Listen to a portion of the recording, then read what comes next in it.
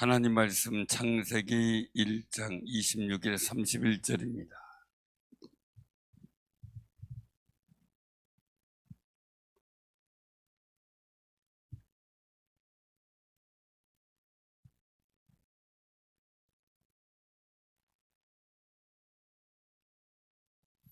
창세기 1장 26절에서 31절 우리 교독합니다. 하나님이 이르시되 우리의 형상을 따라 우리의 모양대로 우리가 사람 만들고 그들로 바다의 물고기와 하늘의 새와 가축과 온 땅과 땅에 기는 모든 것을 다스리게 하자 하시고, 하나님이 자기 형상 곧 하나님의 형상대로 사람을 창조하시되 남자와 여자를 창조하시고, 하나님이 그들에게 복을 주시며 하나님이 그들에게 이르시되 생육하고 번성하여 땅에 충만하라. 땅을 정복하라.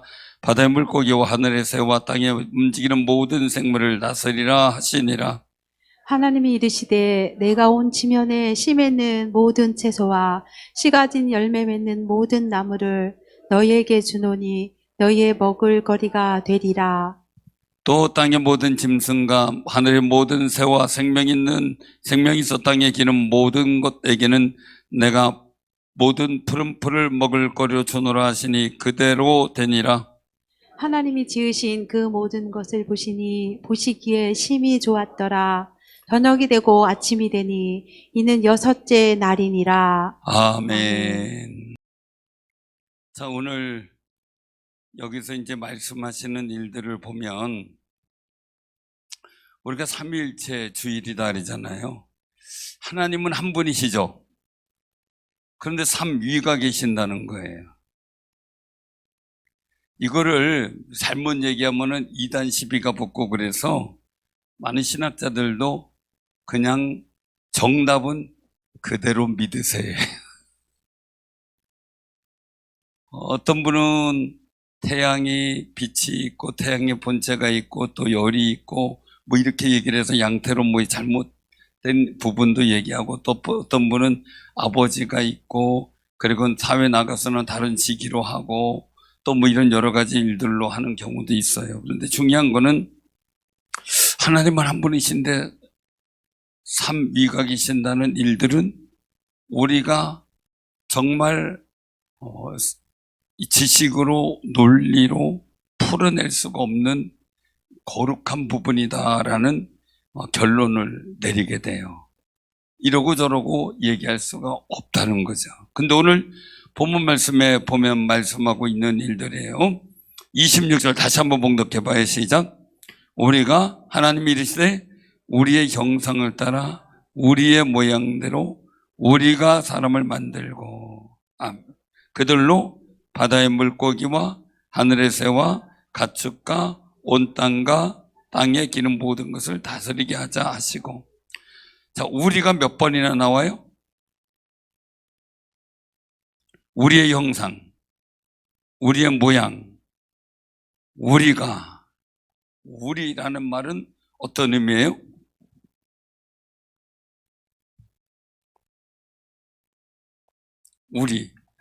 우리라는 말을 잘 써야 되겠죠? 우리 교회 이건 돼요, 그죠? 그런데 제가 신학교 면접을 볼 때 그때 이대무대 이제 은퇴하시고 소천하신 걸로 아는데요. 우리 재미교포 선교사님이 학장이셨어요. 가족이 어떻게 됩니까? 묻길래 예, 저하고요. 해가지고 이제 그 얘기를 한 거예요. 그때는 딸이 없을 때예요. 그래서 세 식구입니다. 저하고 집사람하고 아들입니다. 그랬더니 집사람이 뭐냐고, 집에 있는 사람이냐고. 그걸 갖다 30분을 뭐라 그러는데요. 면접이 아니라 이거 완전히 훈계. 그 다음부터는 집사람 말 전혀 안 써요. 그래서 아내라 그래야 된다고. 여러분들 중에도 집사람이라고 하는 분이 있죠, 그죠? 그 집사람은 장소를 의미하지만 아내의 의미는 역할을 의미해요. 역할. 그래서 이제 제가 어디 가서 이제 소개를 했어요. 우리 아내입니다. 했어요. 또 집에 가서 또 엄청 혼났어요. 내가 남편이 며치길래 우리 아내를. 되게 혼나고 그다음부터 이제 얘기를 안 해.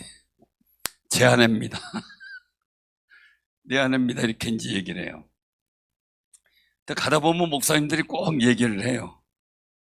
우리 아내입니다. 이렇게 얘기 소개하면 난 사모님 같은 부인을 둔 적이 없습니다. 얘기를 하면 눈이 둥그레져가지고 이제 왜 우리라고 썼냐고 내 이제 한마디 하죠. 저도 이제 배웠잖아요. 집사람입니다. 그러면 집에 계시지 왜 오셨어요? 굉장히 이제 중요한 모습인데, 우리라고 하는 말은 하나의 공동체의 의미를 우리가 갖고 있죠. 이 한국 사람의 말 중에서 가장 좋은 말 중에 하나가 우리라는 거예요. 우리라는 말을 너무 잘 사용해요. 너무. 그런데 한 분을 얘기할 때 우리라는 말을 쓰면 안 되잖아요. 근데 하나님은 몇 분이에요? 한 분. 한 분인데 우리라는 말을 쓰셨어요. 그래서 새 위격을 얘기를 하는 거죠. 우리라는 것은 말 그대로 공동의 의미를 갖는데, 공동의 의미. 그러면 여기서 우리는 하나님은 한 분, 이거 뭐 아시는 거니까 한 분. 그러나 하나님은 삼위가 계시는 거죠. 위격이다. 이 일들 속에서 하나님은 한 분인데 삼위가 성부 하나님, 성자 하나님, 그 다음에 성령 하나님, 이렇게 얘기를 해요. 그러면은 이 일들 속에서 성부 하나님은 창조도 하셨죠. 그런데 이따 조금 더 말씀드리고, 성부 하나님은 구원의 계획을 세워요. 계획을 세우셨어요. 성자 하나님은 구원을 성취하셔요. 자기를 죽기까지 복종하셨다 말이죠. 하나님의 구원의 계획에. 성령 하나님은 우리를 구원의 견인을 하셔요. 보호하시고 인도하시고 인치시고. 자, 그러면 오늘 여기서 말씀하시는 거예요. 우리의 형상, 우리의 모양, 그리고 우리가, 주체가 하나님이라는 거죠. 그 우리가라고 하는 것은 주체가 하나님이라 우리는 피조물이고. 자, 우리는 누구의 모양을 닮았어요? 하나님의 모양. 그럼 하나님 우리처럼 생겼을까요? 자, 그 다음에 우리의 형상을 말해요. 그래서 이걸 신학적으로는 영적, 도덕적 성품의 모습을 이야기를 한다라고 말씀을 하죠. 중요한 것은 우리는 하나님의 형상을 따라 만들어졌는데 이 형상을 훼손시켰죠. 어느 때예요? 아담과 하와가 하나님 말씀을 따르지 않고 마귀하고 대화를 하다 마귀의 유혹에 빠져 선악과를 먹게 되면서 죄가 들어오면서 하나님의 형상이 깨져버리죠. 그러면 이 삼위 한 분께서 역사하시는 일들 속에 우리는 어떤 존재인가라는 거죠. 다스리는 권세가 있는 존재예요. 그런데 다스림의 권세가 누구에게 받은 거냐면 하나님의 형상 속에 담겨져 있는 거예요. 그런데 오늘날 우리는 하나님의 형상이 깨졌기 때문에 그런 권위를 잃어버린 거죠. 권위를. 자, 그럼 우리가 한번 보자고요. 오늘 1장 한번 1절을 보세요. 자, 태초에 하나님이 천지를 창조하시니라. 땅이 혼돈하고 공허하며 흑암이 기쁨이 있고 하나님의 영 뭡니까? 수면 위에 하나님의 영 성령, 그죠? 성령. 자, 그리고 나서 하나님이 이르시되, 성부 하나님 창조예요. 창조와 구원의 계획을 이루시는 분. 빛이 있으라 하시니 명하신 거죠. 가라사대. 옛날엔 그렇죠. 하나님이 가라사대.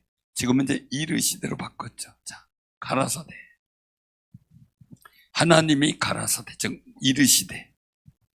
빛이 있으나 하심에 빛이 있었고.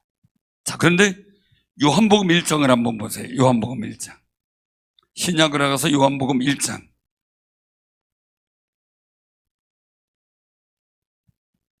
자, 1절서부터 우리 3절까지.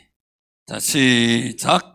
태초에 말씀이 계시니라. 이 말씀이 하나님과 함께 계셨으니 이 말씀은 곧 하나님이시니라.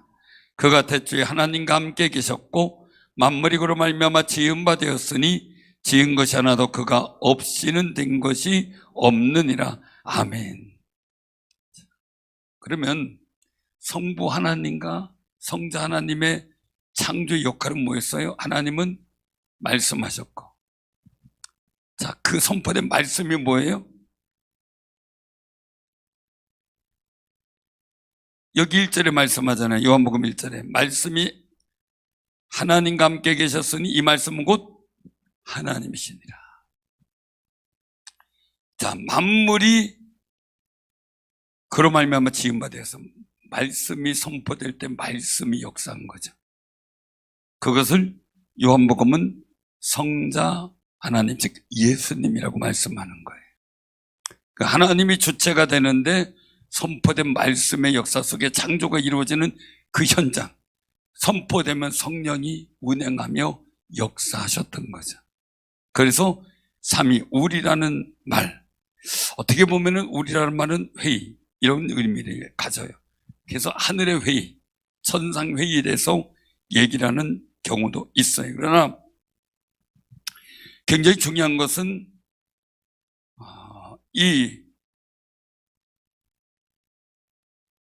우리라고 하는 말 속에서는 하나님 세 분 삼위의 같은 공동 작품, 우리를 만들기 위해서 하나님이 세 분이 역사하신 그 사역을 갖고 말씀을 하셔요. 그래서 삼위 하나님의 일들을 말씀하고 있는 거죠. 우리가 뭐 여러 가지 그 일들을 있었지만 하나님의 형상으로 지어졌다 그런 얘기는 우리 사람을 왕과 같은 최고의 존재로 지어졌다. 왕이기 때문에 다스리는 거죠. 우리 옆에 분 보세요. 옆에 분 보세요. 왕자 같고 공주 같아요? 옛날에 그런 찬양 많이 했죠. 왕왕왕 나는 왕자다. 공공공 나는 공주다. 그게 훼손이 된 거죠. 그런데 이제 예수님이 오셔서 그 일들을 회복시켜 나가는 역사가 예수 그리스도의 이름을 통하여 이루어지게 되는 거예요. 그러므로 우리는 예수님을 믿는다는 것 자체가 하나님의 형상의 회복에 주안점이 있는 거예요. 태초에 창조된 그 거룩한 모습, 하나님의 왕권을 지닌 그 모습을 우리가 지니게 회복시켜 나가는 거죠. 그래서 예수님께서도 어떻게 해요? 우리에게 왕권을 부여하실 걸 말씀하죠. 이제 왕권을 가지고 돌아오셨을 때 12지파를 다스리는 왕권에 대해서 제자들에게 말씀하셨어요.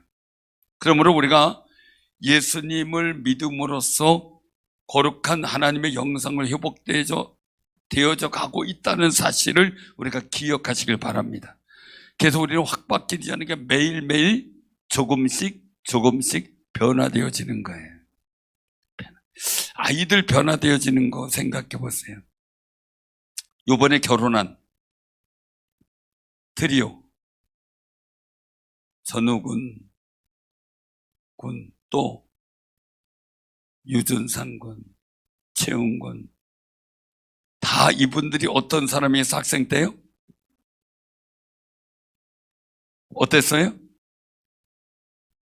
맨날 담당 선생님이 저한테 와가지고 하소연을 하고 갔어요. 기도하세요. 기도하세요. 저들이 커서 젊은 청년이 돼서 교회에 기둥같이 쓰임받도록 기도하라고. 지금 모습 보지 말고 변화되어지는 모습 보라고. 이제 그렇게 얘기를 상당히 많이 해줬어요. 초등학교 때부터. 그러더니 중학교, 고등학교 되더니 이제 뭐 F4 막 해가지고, 한 명은 지금 타지로 가 있지만 F4 해가지고 4명이 똘똘 뭉쳐 찬양 집회, 우리 IM 크리스찬 찬양 집회 있잖아요. 그 찬양 집회를 하는데 주도적 역할을 하고 힘을 줬어요. 정말 그들이 계속해서 결혼 생활에서 행복하게 하고 교회에 거룩한 쓰임 받는 일꾼들 되도록 해달라고 계속 기도해 주세요. 변화되어지는 과정들을 보게 되면 그동안 눈물 뿌려 그냥 기도했던 선생님들, 부모님들, 그 모든 일들이 생각이 나는 거예요. 그래서 우리가 기도하면 반드시 열매가 있는데 하나님의 영성이 회복이 되는 거죠. 그래서 기독교 교육의 목적은 이마고데이라고 얘기를 해요. 하나님의 영성의 회복에 주안점을 두는 거예요. 그래서 성악설이죠. 우리가 죄성을 갖고, 악한 죄성을 갖고 태어난 우리 존재가 예수 믿고 하나님을 섬기면서 말씀 가운데 우리가 자꾸 죄성이 없어지고 하나님의 거룩한 형상을 회복해 나가는 훈련을 받는 현장이 바로 교회요, 또한 기독교 교육의 목적이에요. 그 아름다운 은혜를 회복하는 귀한 역사가 있기를 바랍니다. 자, 그럼 우리가 어디를 보냐면요, 요한복음 14장을 봐야 돼요. 자, 요한복음 14장.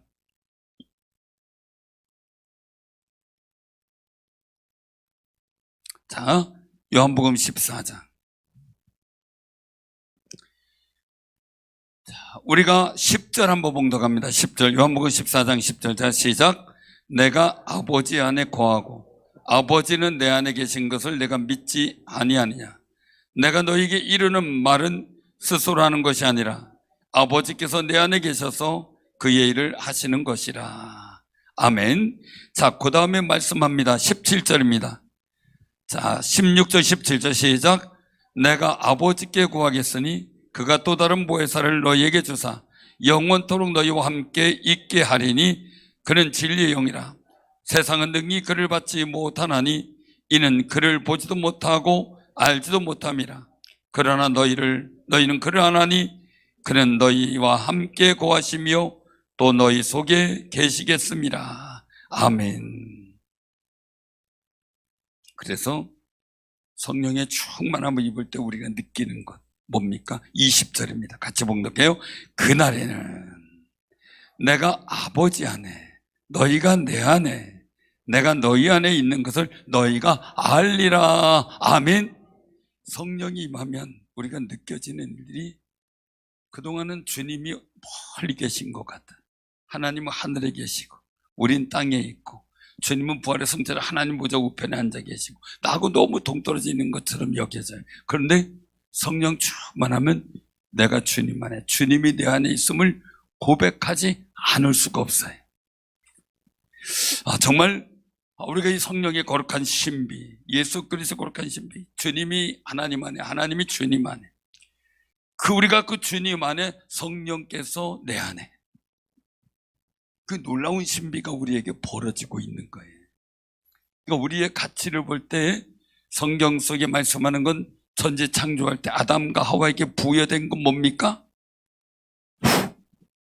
생명을 넣어주셔서, 하나님의 영을 넣어주셔서 생기를 넣어주셔서 생명이 되게 하셨어요.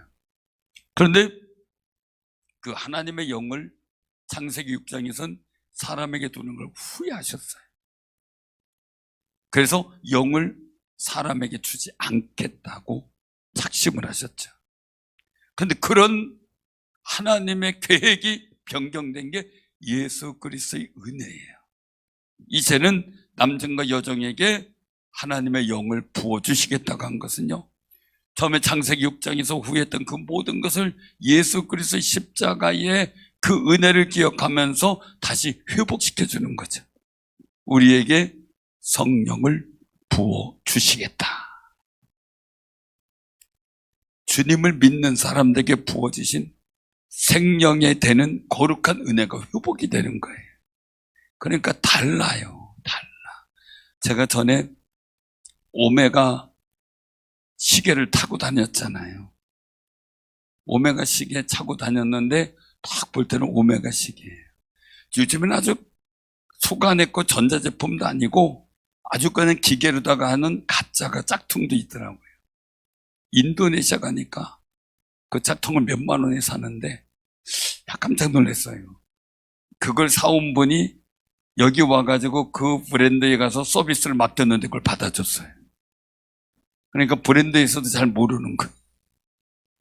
어제 떳떳하게 맡기고 나와요, 가짜를. 그러니까 요새 진짜 가짜가 구분하기가 너무 어려워요. 근데 굉장히 중요한 거 있어요. 뭐냐면 제가 오메가 시계를 갖고 있지만 뭐가 달랐어요? 똑같은 시계인데 속이 달랐어요. 겉은 똑같아요. 근데 속이 달라요. 이런 세상 사람들은 똑같아요. 그쵸? 그쵸? 먹고 자고 뭐 하는 거 똑같아요. 그죠? 특별한 게 없어요.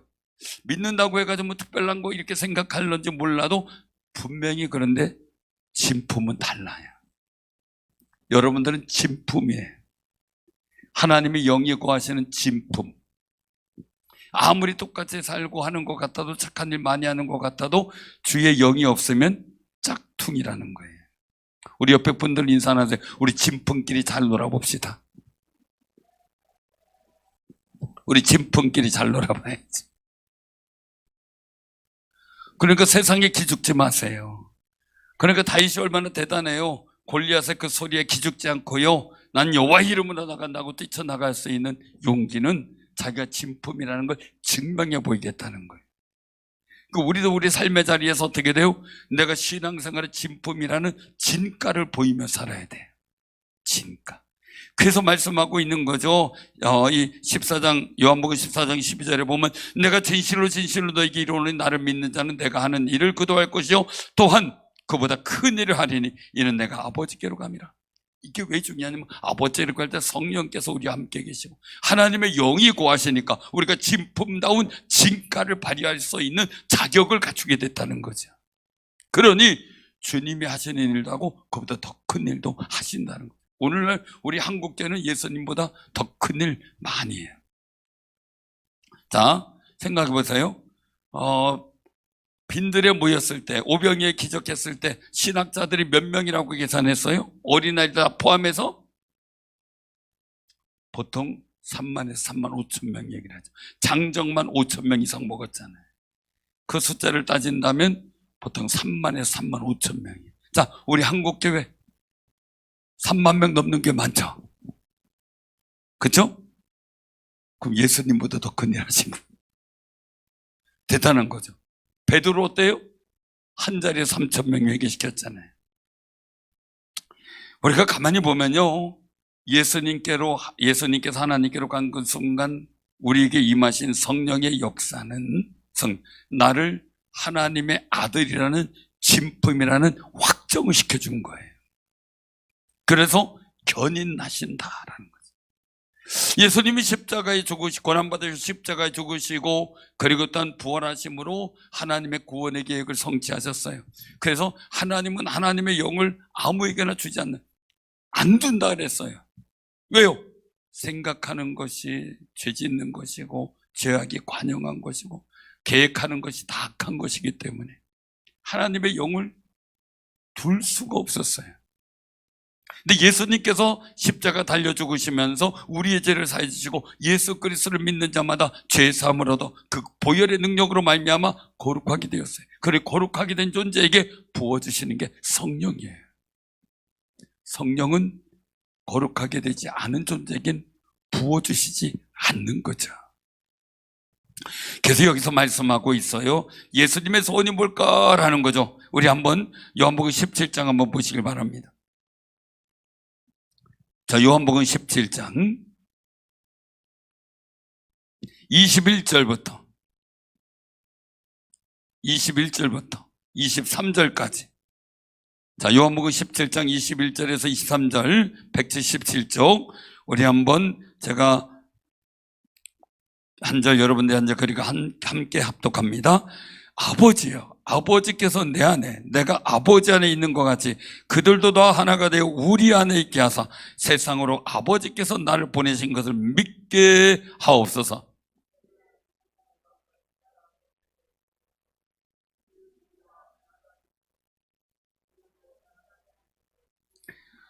곧 내가 그들 안에 있고 아버지께서 내 안에 계시어 그들로 온전함을 이루어 하나가 되게 하려 함은 아버지께서 나를 보내신 것과 또 나를 사랑하신 같이 그들도 사랑하신 것을 세상이 알게 하려 함이로소이다. 아멘. 아멘. 우리가 하나님의 사랑을 받으니까 세상의 임금처럼 아주 착각하고 있는 사단은 우리를 엄청 미워한다는 거예요. 그러나 우리는 하나님의 사랑을 입은 사람들이에요. 그러니까 하나님이 예수님 안에, 예수님이 하나님 안에, 또한 우리도 그 안에 성령을 통해서 함께 거하시게 하셨어요. 그 성령이 우리 안에 거하신 거죠. 그러니 우리가 하나님의 사랑을 얼마나 많이 받은 거예요. 얼마나 많이 받은 거예요. 죄 있는 자를 예수 그리스도 보혈로 씻어주시고 죄 없다 하시고 너무 사랑하셔서 하나님의 영을 우리 안에 부어주시고 임재하게 하셔서 하나님의 사랑 안에 거하고 세상 사람들이 볼 때도 하나님이 사랑하시는 존재라는 걸 알도록 하기 위해서 우리와 하나님의 영이 함께 거하신다는 거예요. 사랑하는 성님들, 우리는 하나님의 사랑받는 존재예요. 세상은 미워할 수도 있어요. 그러나 우리끼리 잘 사랑하자고요. 그래도 우리는 세상에 축복하고 그들을 전도해야 되겠죠. 왜? 우리 사랑 안에 거하기 위해서. 예수님의 거룩한 뜻이 뭡니까? 오늘 여기서 말씀을 하고 있어요. 자, 오늘 15절 한번 보시기 바랍니다. 15절 같이 시작. 내가 비옵는 것은 그들을 세상에서 데려가시기를 위함이 아니요 다만 악에 빠지지 않게 보전하기를 위함이니이다. 아멘. 자, 그리고 20절입니다. 내가 비옵는 것은 이 사람들만 위함이 아니요 또 그들의 말로 말미암아 나를 믿는 사람들도 위함이니. 아멘. 주님의 기도하는 것, 우리가 세상의 악에 빠지지 않고 예수 그리스도 사랑 안에 보존되기 원하고, 또 기도하는 것은 우리만이 아니라 우리를 통해서 예수를 믿는 그 사람들을 위하여 또한 기도하고 하나님께 요청하는 거예요. 사랑하는 성도, 우리가 진품의 진가는 우리를 통해 또 다른 진품이 생겨야 돼요. 그리고 우리를 통해 하나님의 사랑이 증명이 돼야 돼요. 그 역사를 이루며 살아가는 귀한 승리자들 다 되시기를 주님의 이름으로 축원합니다. 아멘.